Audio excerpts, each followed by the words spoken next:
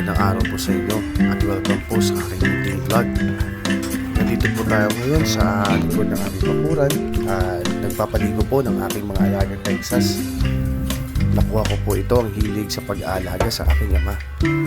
Kami po ay hindi nagsasabong, kami po ay nag-aalaga, nagpapalaki at pinaparentahan po namin sa mga nagsasabong, sa mga kaibigan namin at minsan binibili din po nila.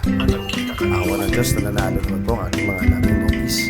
Hindi naman po sila 100% na pure breed na Texas, pero at least may panlaban po tayo pagdating sa laban. Minsan tinatalo pa nila yung mga hybrid. So ngayon at tabayanan natin, isa po ito sa side hustles natin. College po tayo na nag-umpisang mag-alaga nito, pero nung high school pa is gusto na natin mag-alaga, pero wala pang budget.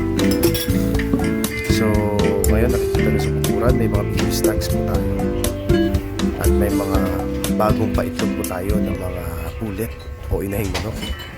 Ito po pala ang aking 4 na taon na brood cock po. Siya po ay 2 times winner na at nakikita niyo po sa kanyang daliri na putol na po ang dalang daliri dito at may konting tama siya sa kanyang breast po sa baba, pero magaling na rin po.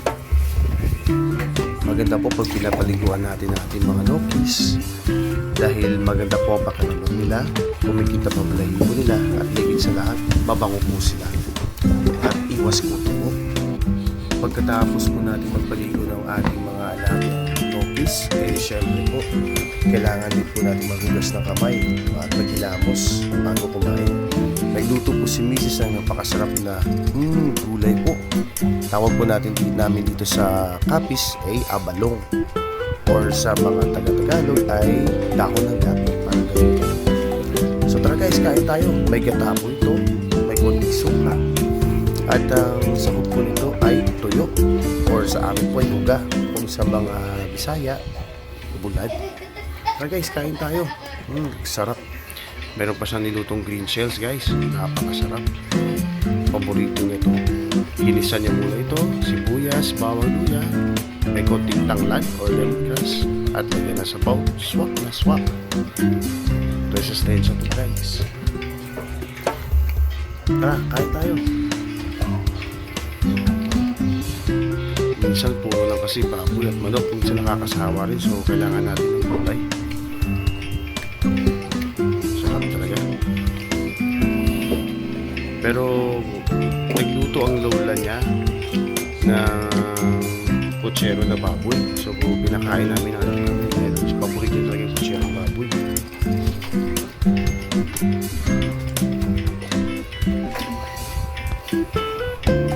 Ito yung niluto ng lola niya guys.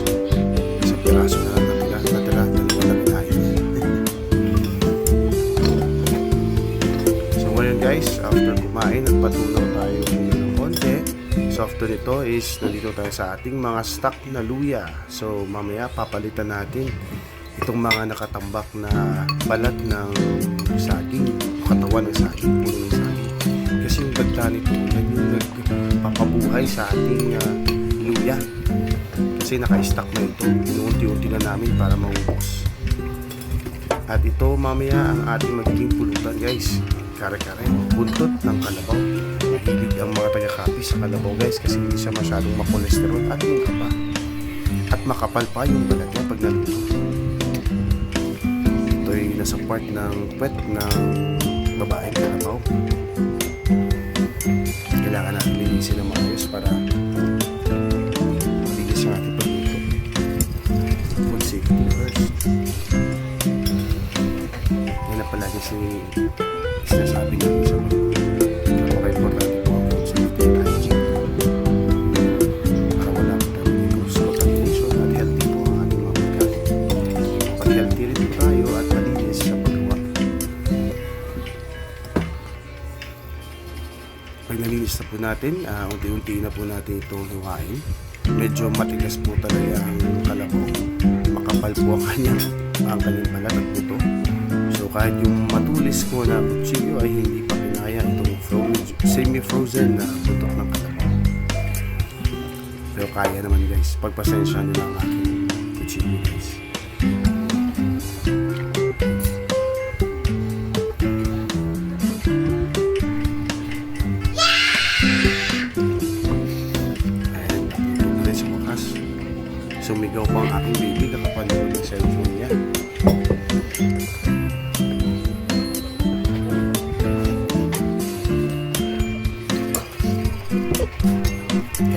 lilinisin natin talaga guys yung balat dahil medyo may tira-tira pa siyang kasi pulang-pulang.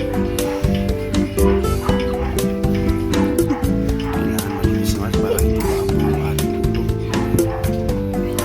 Pero ang magluluto nito mamaya guys is yung aking bayaw. Ayan guys, nalinis na natin at nahiwa. Ngayon papakuluan na natin sa pressure cooker para mabilis lumambot. Ayan, isa sa mga alaga natin sa likod guys. Hindi siya Texas pero semi-Texas guys, 50-50 dahil ang nanay niya is native na manok. So may mga native din tayo doon, nalahian lang ng ating mga Texas. Tikman natin kung masarap din yung 50-50 na to. Ito ay hindi pumuntan, ito ay ulam mamaya. So dahil graduation ng pamangkin ko, anak ni ate at ni kuya, ng bayaw ko, so konting handaan. Dahil mostly naman isang putahe at saka isang pupulutan, okay na po. Kakatapos na po ng Bachelor of Science in Criminology, so proud po kami sa kanya.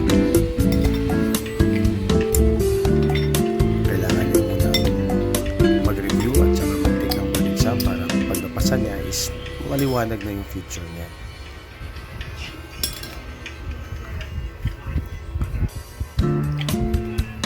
Ayan, malinis na guys, minagic ko na lang kasi medyo matagal yun pag tinanggal natin yung balahibo.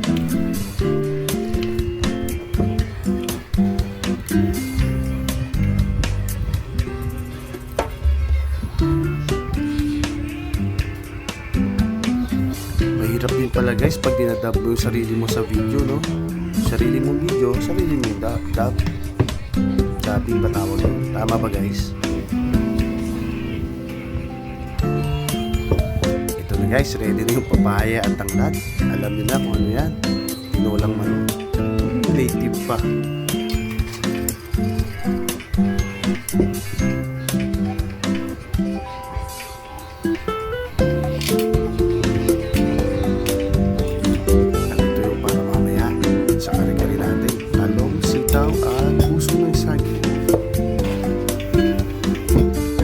Butter. Wala po tayong ini-endorsong produkto. Ito po ating ginagamit para mamaya sa ating kare-kare.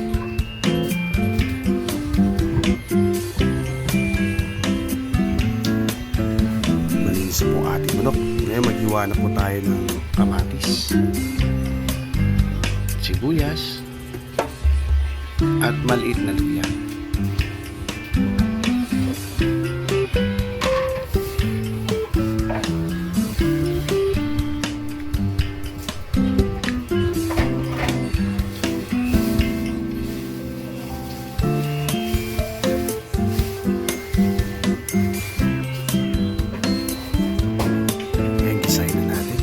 Konting mantika lang bro. Alright. Isahin natin ang bawang, sibuyas at luya. At kamatis. Tapos ang isa, ilagay na po natin ang kamatis. Ayan. Dahil po ito ay native, medyo may edad-edad na rin po ito. Mahigit na po isang taon yung manok na ito. So kailangan nating haluin na maayos at isahin ng maayos para lumabas yung mantika niya sa karne niya. Yun po yung papasarap ng ating tinola. Takpan po natin.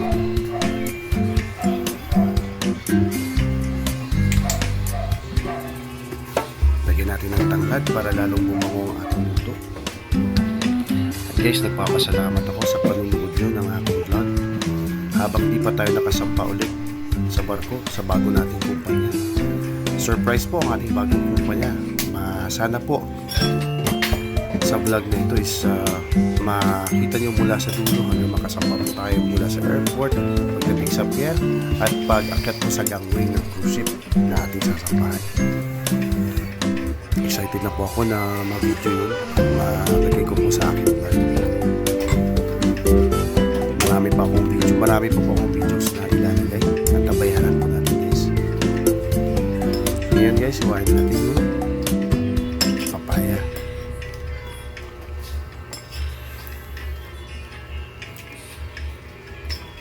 after po ng mga videos na to, meron din po tayong i-upload na mga side hustles pa habang tumatambay tayo dito.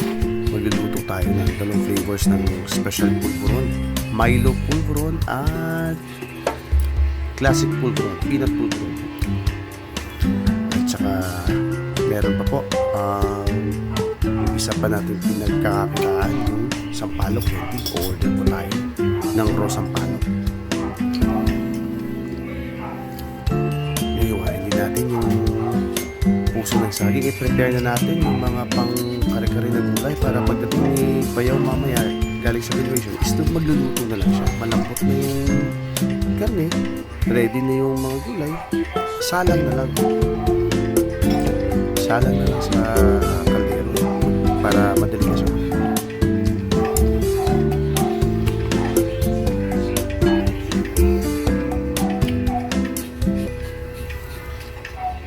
At excited na rin ako ilagay ang pagtitinda natin guys ng gulay, katulad na sibuyas, bawang, luya, carrots, patatas sa palengke.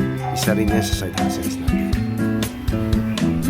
Ang ginagawa namin is pumupunta kami sa market day ng isang bayan, halimbawa sa Pasay, kung sa Manila man yan, sa Paranaque. Dinadala namin yung mga paninda namin katulad ng sibuyas, bawang, luya, gulay, carrots, Chinese pechay. Madaling araw pa lang, 3:30 AM or 4:30 AM, malis na kami at nag-prepare na kami para magtinda. Yan po tawag namin bulandi sa Ilocano, Ilocano. Kung saan may market day na bayan, doon kami pumunta para maraming tao. Taste na natin yung pagising na madaling araw dahil parang kumita dahil tambay tayo. So kahit tambay tayo is wala Diyos yung tiyan natin is pusong dahil masipag natin at yung pagkain natin sa lameses medyo marami rin. Pag masipag ka talaga is marami kang mahihain sa lamesa. Hindi naman porket siman ka is mangutang natin na mangutang. Hindi po, kailangan natin magtrabaho, kumain po. Siman na po tayo pag tayo po ay nasa dagat. At siman tayo kung meron tayong ipon. Pero pag wala masyadong ipon is kumayod po tayo para kumita. Katulad ko po, isang taon na po akong tumambay. Paubos na po talaga yung aking budget. So awa ni Diyos, mga kapatid po is tumutulong po sa akin. Utang man po ito o bigay yung iba is kailangan natin mabayad dahil pinaghirapan din po nila ito. At syempre, magbabayad po tayo. Automatic na po. Give and take relationship po sa mga.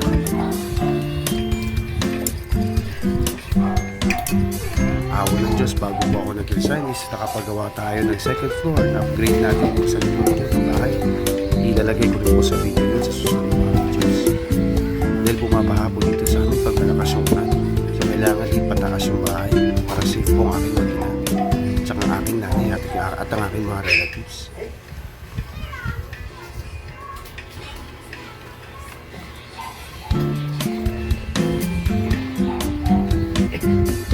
Nakabalik na po tayo sa ating bagong kumpanya is number 1 priority po is mag-ipon, suportahan ang pamilya. Yun yung pinaka-importante. At of course, give back po sa Panginoon.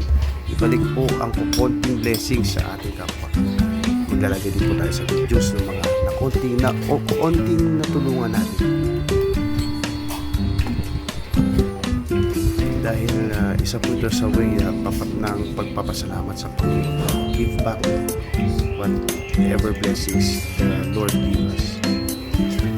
Ayan, hindi po natin talong. Pasensya na po kayo, nagsishare po tayo. Ayan, sitaw na tayo para ready na ang ating mag-level sa ating ating.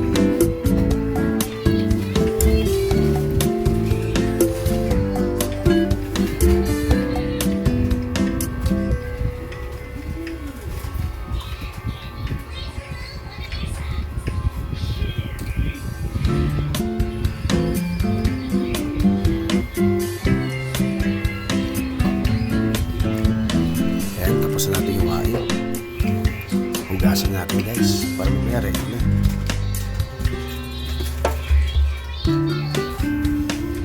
Meron pa pala guys. Sorry.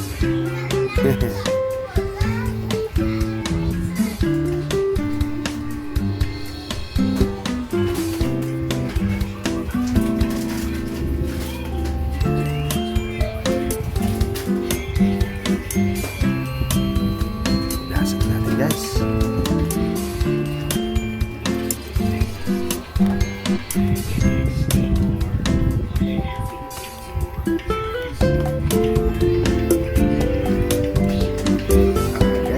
wala po tayo inindulsong produkto, pero ito yung po ginagamit natin sa pagluluto.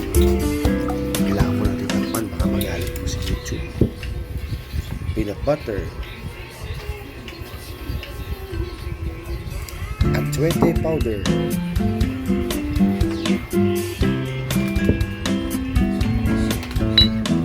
sili, at ating number 1 spices, luya, bawang, sibuyas, paprika. Siyempre pagkatapos po nating magkalat dyan at mag-prepare, kailangan natin maglinis. So, tapo, tubig, tsaka konting chlorine, labhan yung pamunas at isanitize natin ang area. Kaya po, ready na po ang ating mga sahog, spices, gulay para mamaya. So, salang na lang mamaya si Biyaw. Wala na siyang gagawin. Lalambot na rin mamaya yung ating curry. So, after natin mag-prepare na luto, hugas ulit ng kamay guys, ilabos. Ayan, medyo mainit. So, pawisin na po guys. Pasensya na sa pawis ko. At ngayon, papalitan na natin itong mga lumang balat ng saging. Kasi nahigop na ng mga luya itong dagta ng mga balat ng saging na to. Ang ginagawa namin guys is pagkatapos namin maghiwa ng bagong balat ng saging is tawag dito, ini-sprinkle namin ng tubig sa taas para at least ang tubig, yung tubig at ang dagta ng balat ng dahon, balat ng katawan ng saging is sumama sa dagta at magsama yung dagta at tubig. So sinisip-sip ito ng luya para yung katawan niya is hindi kumaan, bumigat pa rin siya para wala tayong loose weight. Nag-stock kami ng maraming luya dahil napakamahal ng luya ngayon guys. Mahal ang bintahan sa palengke ngayon, so kailangan namin umorder ng marami para at least di kami mawala. Mag-stock kami, ganun pa rin yung magiging presyo. Kaya kailangan namin alagaan ang bigat ng luya kasi pag ito ay kumaan, hindi naman tayo luya pero wala tayong masyadong magiging bigat kasi magiging loose weight lang. So kailangan natin i-maintain yung kanyang bigat. So ito yung natural solution para makuha natin yung normal na bigat ng ating luya. Ito yung natural way kasi pag puro tubig po is yung ating luya is may spoil. Hindi po advisable na binyagan ng maraming tubig o kasi kailangan po ng balat ng saging. Parang nasa nature lang siya. Kailangan natin hatiin ito at makukuha na natin ng mga balat ito.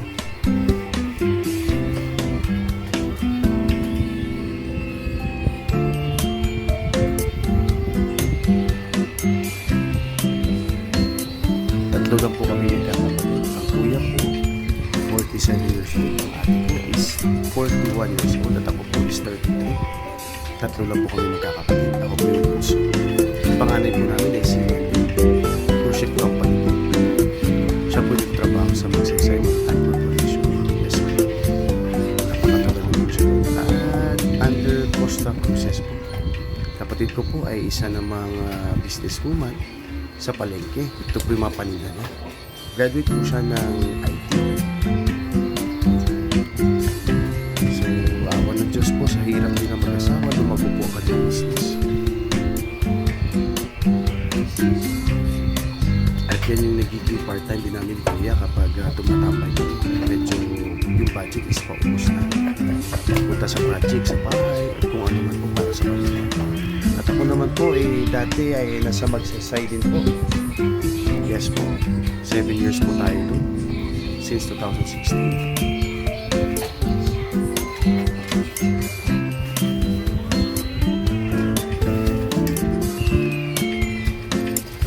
Awan ng Diyos ay may nagpundaran po tayo sa ating pamilya.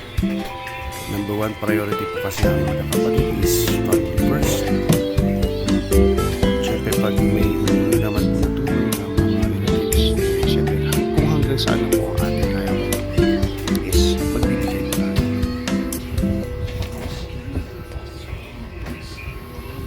Kaya And medyo mabigat yung tiyan ko guys, busog sa niluto ng misis dahil napakasarap ng gulay na niluto na. Yung abalo at saka yung bean shoots. Pasensya na kayo guys, medyo pawisin talaga ako at bloated yung tiyan ko. Bloated sa kain. Ayan, nakikita nyo guys, puting-puti pa yung balat na saging at juicy pa siya. So ito yung nagusto ng Yuya. After nito mamaya is-sprinkle natin para mahulog yung tubig sa katawan ng luya. This is masipsip nito.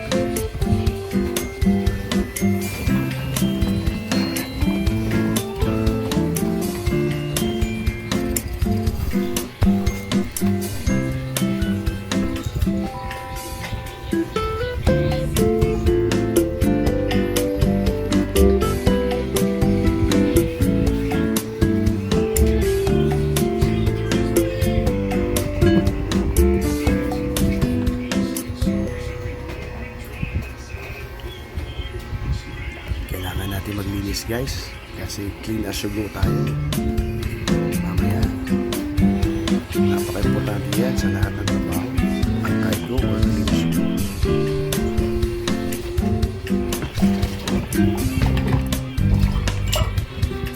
Para hindi naman po nakakahiya sa papalit sa atin na shift, malinis yung area natin. Parang nasabad ko lang ulit. Hindi po kinaya ng aking powers ng kamay ko kasi medyo matigas, so kailangan natin ng konting tulong. Kailangan natin ng magtulong.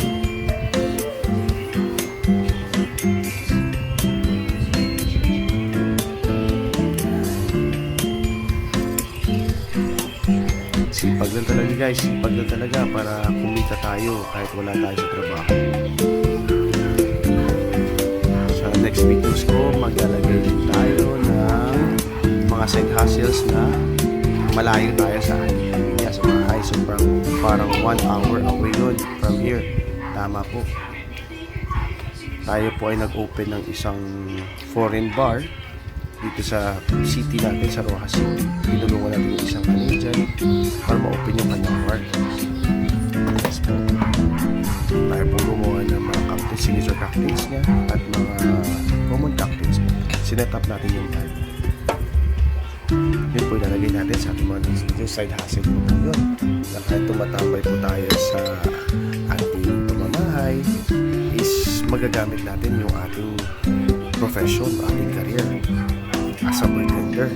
Pwede tayong i-hire na mag-set up ng kanilang bar, gawan sila ng beverage menu, i-set up yung bar at bar operations, i-training yung mga tao kung paano ang operation sa bar. So ngayon wala na muna tayo sa proceed sa bar. Dito na muna tayo sa true life sa bahay. So ito muna yung number 1 na fokusan natin, yung pinagkakitaan natin is yung pagtitinda at pag-aalaga ng ating mga hayop guys, at pagluluto ni Mrs. na kanyang special pulveron. Ini-enjoy ko talaga habang tumatambay ako guys dahil kasama ko pa yung pamilya ko. Yes po. Minsan ang bakasyon namin is 2 months, 3 months na po. Maximum na po yung 4 months. So, papasalamat din ako kahit medyo paubos yung budget is kasama ko po yung mag-ina ko. So, after natin magkalat ulit, kailangan natin maglinis. Napaka-importante po yun. Kailangan po natin i-discipline yung sarili natin.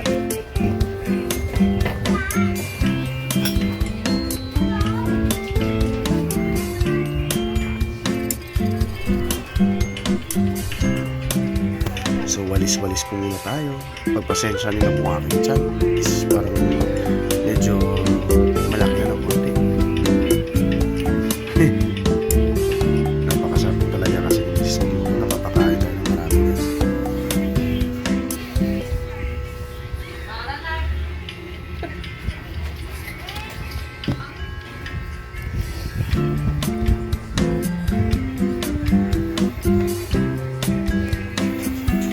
Malinis na guys. Ay, konti na makapagpahinga na tayo. At after natin matapos ating luyahan, dinaanan natin ang ating nobis na kakagaling lang po sa kanyang sipon. Magaling na po siya dahil naturukan na po natin siya ng antibiotic at ng mga vitamins. So ngayon po kailangan natin ng pang-resistensya niya. Kasi yung kanyang balahibo po is nag-fail. Parang hindi po makulay. So kailangan din painumin ng ferrous sulfate at B-complex. Wow! Social po ang aking mga nopis guys. Para bumalik yung kanyang kulay. Luto ng ating tinola guys na 50-50, 50% Texas, 50% native chicken. So tingnan natin yung luto natin. Wow! Sarap guys. Sana nandito kayo, mabigyan ko kayo nito. Ready na. So pangulam na yan mamaya, initin na lang.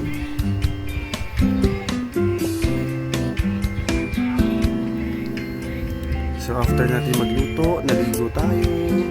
Sa lahat ng ginawa natin ngayong maghapon, nakahiga na tayo kasama ating two baby. Yay! Sinayawan po tayo ng ating anak.